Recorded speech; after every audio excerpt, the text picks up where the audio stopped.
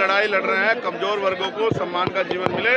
और मैं आपसे कह रहा हूं, अब समय आ गया है देश में समानता के लिए निजी क्षेत्रों में आरक्षण की व्यवस्था करने का समय आ गया है।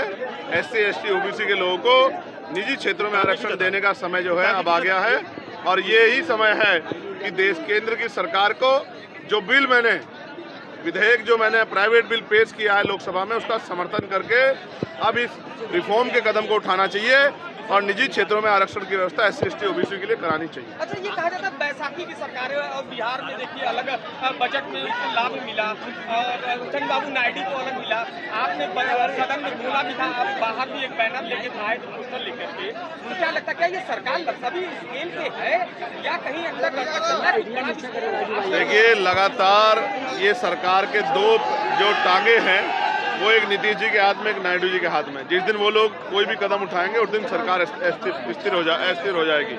मेरा ये कहना है कि वो स्थिर होना हो, लेकिन उत्तर प्रदेश की जनता को इस बजट में क्या मिला इसकी जानकारी मीडिया को भी होनी चाहिए, उत्तर प्रदेश जनता को भी। तो ये गुब्बारा जैसे बनता है और गुब्बारा फूट जाता और हाथ ताली बजाते रहते, इस तरह उत्तर प्रदेश के साथ हुआ।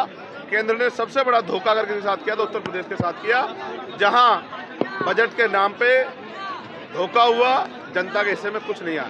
चंद्रशेखर आजाद अभी किसी पार्टी के गठबंधन में नहीं है, ये क्लियर है।